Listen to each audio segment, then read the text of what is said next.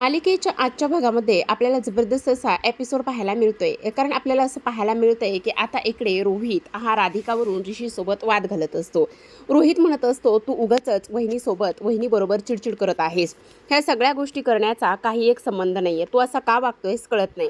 मग आता रोहित म्हणत असतो, कारण राधिका तुझ्यासमोर वेगळी आणि माझ्यासमोर वेगळी वागत आहे, त्यामुळे माझी अशी चिडचिड होत आहे. तेव्हा ऋषी म्हणत असतो, हे फार चुकीचं आहे. खरं तर आता इकडे जेव्हापासून ऋषी ऑफिसमध्ये जाऊ लागलाय तेव्हापासून रोहितची फार जास्त चिडचिड होऊ लागलेली आहे आणि त्याच ह्या सगळ्या गोष्टीचं कारण आणि मूळ आहे. इकडे कॉलेजमध्ये सुद्धा आता इकडे कमळीला टफ देण्यासाठी एक मुलगी आहे आणि ती मुलगी कमळीला टफ देऊ लागत असते. पण कमळीसुद्धा तोडीस तोड असते, अभ्यास हुशार पद्धतीने करत असते, मुळात हुशार आहे. पण आता अनिका मात्र ह्या मुलीच्या खांद्यावर बंदूक चालवून बंदूक ठेवूनच आता कमळीचा काटा काढायचा प्रयत्न करणार असते. पण कमळी मात्र त्या मुलीला सुद्धा पुरून उरणार असते. हेच आपल्याला याच्या भागामध्ये पाहायचे.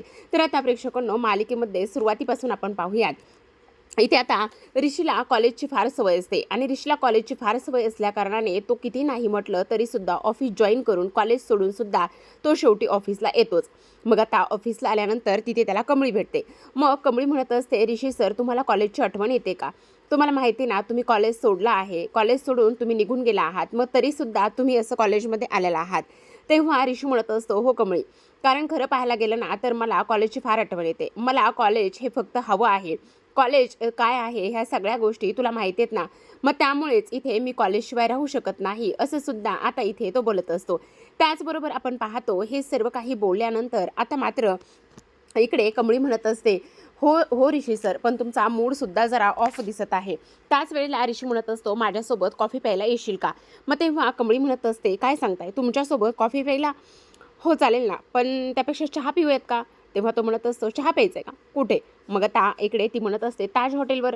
मग आता कमळीचं ताज हॉटेल कोणतं आहे हे आपल्या सर्वांनाच माहिती आहे. कमळी आणि त्याचबरोबर ऋषी हे दोघेही जण आता ताज हॉटेल म्हणून एका टपरीवरती जाऊन बसतात. तेच कमळीसाठी इथे ताज ताज हॉटेल असतं. मग आता त्या ताज हॉटेलला जाऊन बसल्यानंतर इकडे आपण पाहतो ऋषी आणि त्याचबरोबर कमळी हे दोघेही जण गप्पा मारत असतात. आता दोघेही जण गप्पा मारत असताना इकडे ना दोघांचाही चहाचे जे कप आहेत ना ते एक्सचेंज होतात. मग आता त्यांना समजत नाही की माझा चहा कोणता आहे, तुझा चहा कोणता आहे म्हणून. मग आता शेवटी ऋषीला जो काही कमळीचा कप आहे तो घ्यायचा असतो आणि दोघांचाही कप नकळतपणे एक्सचेंज झालेला असतो. जेव्हा दोघांचा कप एक्सचेंज झालेला असतो त्यावेळेला आता इकडे कमळीचं लक्ष ऋषीकडे जातं असतं. तेव्हा इथे कमळी म्हणत असते, बघा ना ऋषी सर, किती सुंदर अशा चांदण्या पडलेल्या आहेत. त्याच वेळेला मला ना इथे खरं तर तुम्हाला स्वारीसुद्धा म्हणायचं आहे. तेव्हा ऋषी म्हणत असतो, कमळी, तुझं हे ना सगळं काही खूप झालं बरं का, मला आता हे सगळं काही नाही ऐकून घ्यायचं. तेव्हा कमळी म्हणत असते, काय झालं ऋषी सर, सगळं काही ठीक आहे ना? मग आता तो म्हणत असतो, तू प्रत्येक वेळी मला सर सर का म्हणत आहेस? मला इथे तू सर सर नाही म्हणायचंयस तर मला ना इथे ऋषी म्हण फक्त. तेव्हा ती म्हणत असते, नाही, मला तुम्हाला सर म्हणायची सवय झाली आहे, त्यामुळे मी तुम्हाला असं ऋषी सर असं एकेरी हाकाने नाही बोलू शकत. त्याच वेळेला तो म्हणत असतो, पण मला नाही ऐकून घ्यायचं हे सगळं काही, मला फक्त आणि फक्त इथे तू ऋषी म्हणायला हवंयस, असं तो बोलत असतो. पण कमळी मात्र ऐकत नसते. मग आता इकडे दोघेही जण चहा पेत एन्जॉय करत असतात. तेव्हा कमळी आता इथे सरळ सरळ ऋषीला स्वारी म्हणत असते. आता ऋषीला स्वारी म्हटल्यानंतर ऋषी म्हणत असतो, काय झालं आहे, तू मला इथे स्वारी का म्हणत आहेस? त्याच वेळेला आता इकडे कमळी म्हणत असते, खरं सांगू का ऋषी सर, मला तुम्हाला स्वारीच म्हणायचं आहे, कारण त्या दिवशी ना मी तुमच्या कानाखाली मारली होती आणि त्यामुळे मला ना इथे माझ्या मनामध्ये फार मोठं गिल्ट आहे. मग आता ऋषी म्हणत असतो, असू दे, इट्स ओके. मग आता तेवढ्यातच इथे कामिनी आणि त्याचबरोबर इथे आपण पाहतो की ही जी काही अनिका आहे ना, ह्या दोघीजणी गाडीतून जात असतात. आता दोघीजणी गाडीतून जात असताना इथे अनिकाचं सरळ सरळ लक्ष जे आहे ना ती इथे कमळी आणि ऋषीकडे जातं. तेव्हा तिला फार राग येत असतो. आता ती कामिनीला म्हणत असते, मला आत्ता असं वाटतंय की जावा आणि त्याचबरोबर त्या कमळीच्या डोक्यामध्ये एक दगड घालावा. थांब, मी आता गप्पच बसत नाही, जाते आणि तिच्या डोक्यामध्ये एक दगड घालून येते, असं ती बोलत असते. आणि त्याच वेळेला आता इथे ही जी काही कामिनी आहे ना ती तिला थांबवण्याचा प्रयत्न करत असते. दुसऱ्या बाजूला आता दोघेही जण मस्त चहा एन्जॉय करत असतात. ऋषीला मात्र कमळीचा उष्टा चहा पिऊन फारच आनंद झालेला असतो. इकडे रोहित ऑफिसमधून घरी आलेला असतो. ऑफिसमधून घरी आल्याबरोबर आता इथे राधिका त्याला म्हणत असते, आलात का तुम्ही, मी तुमच्यासाठी थंडगार पाणी घेऊन येते. त्याच वेळेला तो म्हणत असतो, नाही, मला काहीच नकोय. तेव्हा ती म्हणत असते, काय झालं, थोडीशी चिडचिड होते तुमची, तब्येत बरी आहे ना, कारण की तुमच्यासाठी काही खायला वगैरे घेऊन येऊ. त्याच वेळेला तो म्हणत असतो, खरं सांगू का, आज मी तुझा उठल्याबरोबर जेव्हा जेव्हा दिवस बघतो ना, तोंड बघतो ना, तेव्हा तेव्हा माझा दिवस पूर्ण खराबच जातो. तेव्हा राधिका म्हणत असते, काय झाले रोहित, तुम्हाला काही त्रास होतोय का? त्यावर ती पाणी देत असते आणि म्हणत असते, पाणी प्या, तुम्हाला थोडंसं बरं वाटेल. पण हा पठ्ठ्या मात्र काहीच ऐकत नाही. सरळ सरळ पाण्याचा ग्लास फेकून त्याचे तुकडे तुकडे करतो. आता इकडे नयनतारा आलेली असते आणि नयनतारा हे सगळं काही पाहते. हे सर्व पाहिल्यानंतर तिला सुद्धा थोडासा धक्का बसतो. म्हणत असते, खरं तर मी उगाचच ह्या दोघांचं लग्न लावून दिलं आहे आणि त्याचबरोबर ऋषी आणि कमळीचं लग्न तुटलं आहे, त्यांची एंगेजमेंट तुटली आहे, ही गोष्ट मात्र माझ्यासाठी फारच जास्त आनंदाची आहे, असं सुद्धा आता इकडे तो बोलत असतो. आता हे सर्व काही बोलल्यानंतर आपण पाहतो की दुसऱ्या बाजूला आता इकडे चहा पिल्यानंतर मस्त हे दोघेजण आईस्क्रीम एन्जॉय करत असतात. आणि आईस्क्रीम एन्जॉय केल्यानंतर ऋषी म्हणत असतो, खरं तर आपण ह्या जगातलं हे पहिलेच दोघेजण असो की इथे चहा पिल्यानंतर मस्त आईस्क्रीम एन्जॉय करत असतो. तेव्हा कमळी म्हणत असते, खरं तर प्रत्येक गोष्टीचं हे एक्सपेरिमेंट करून घेतलंच पाहिजे आणि प्रत्येक गोष्टीचं एक्सपेरिमेंट केलंच पाहिजे. मला तर तुम्हाला सांगू का असं वाटतंय ना. तेव्हा ऋषी म्हणत असतो, काय वाटतंय तुला? तुला असं वाटतंय का की आपण खूप साऱ्या कोल्ड्रिंक्स वगैरे प्यायल्या पाहिजेत?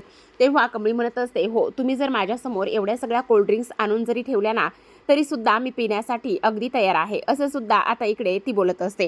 त्याच वेळेला आता इकडे कमळी पाय लांबून बसलेली असते आणि त्या पायाचा धक्का इथे ऋषीला लागत असतो. तेव्हा कमळी थोडीशी अवघडल्यासारखी होते. मग आता ऋषी म्हणत असतो, काय झालं, तू कम्फर्टेबल आहेस ना? त्याच वेळेला ती म्हणत असते, हो, मी कम्फर्टेबल आहे. मग आता असे पाय अखडल्यासारखे का केले आहेस? तेवढ्यातच आपण पाहतो की इकडे मस्त आकाशात सुंदर अशा चांदण्या पडलेल्या असतात आणि सुंदर अशा चांदण्या पडल्यानंतर लगेचच आता इकडे कमळी म्हणत असते, बघितलं का किती सुंदर वातावरण तयार झालं आहे?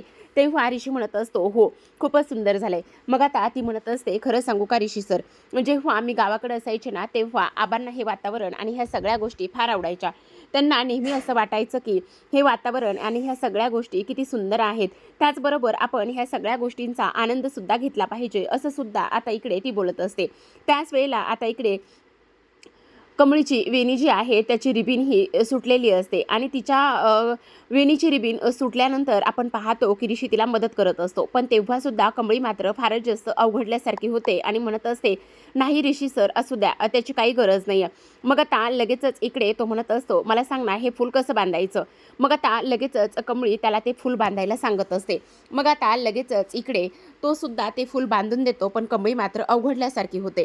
दुसऱ्या बाजूला आता इकडे पहाट झालेली असते. कमळी लगेचच उठते आणि निंगीला सुद्धा उठवत असते. पण निंगी म्हणत असते, मला आणखी थोड्या वेळासाठी झोपू दे ना प्लीज, मला आता उठायचं नाही आहे. मग आता ती तिला जबरदस्ती उठवण्याचा प्रयत्न करत असते आणि त्याचबरोबर ती म्हणत असते, आजपासून आपल्याला अभ्यास करायचा आहे, सगळ्या गोष्टी करायच्यात, ही गोष्ट तू विसरली आहेस का उगाचच इथे त्रास करून घेतेस? तेव्हा निंगी म्हणत असते, अगं पण बिगं पण काही नाही आहे, आपल्याला आता परीक्षेची आणि ह्या सगळ्या गोष्टींची तयारी करायची आहे, हे तुला माहिती नाही का? मग असं म्हणून आता इकडे सगळं काही आवरून वगैरे कॉलेजमध्ये निघून जातात. आता आवरून कॉलेजमध्ये वगैरे निघून गेल्यानंतर आपण पाहतो की आता एक्झाम जवळ आलेले असतात. जेव्हा एक्झाम जवळ येतात तेव्हा मात्र आता इकडे अभ्यासाला इकडे सगळ्या गोष्टी व्यवस्थित करायच्या असतात आणि म्हणूनच आता इकडे लेक्चर सुरू असतात. त्याच वेळेला आता इकडे ज्या मॅडम असतात त्या मॅडम मात्र इकडे सगळे काही प्रश्न विचारायला सुरुवात करत असतात. आता इकडे आता मॅडम एक एक करून प्रश्न विचारायला सुरुवात करत असतात. कमळीला प्रश्न विचारतात, त्याचसोबत एक दुसरी मुलगी असते, ती सुद्धा कमळीला आता इथे टफ देत असते आणि त्याचबरोबर आता इकडे ती म्हणत असते, मला सुद्धा कॉलेजमधून फर्स्ट यायचं आहे. मग आता कमळीने सुद्धा इथे उराशी गाठच बांधलेली असते की काही जरी झालं तरी सुद्धा मी कॉलेजमधून फर्स्ट येणारच आहे. मग आता अनिका म्हणत असते, आता काही जरी झालं ना तरी सुद्धा इथे ह्या मुलीचा मी वापर करून घेणारच आहे, तिला हरवण्यासाठी ही मुलगी माझा चांगलाच वापर होऊ शकते, असं सुद्धा ती बोलत असते. तर प्रेक्षकांनो, पाहत राहा कमळी. भेटूयात अशाच एका नवीन एपिसोड सोबत. तोपर्यंत धन्यवाद.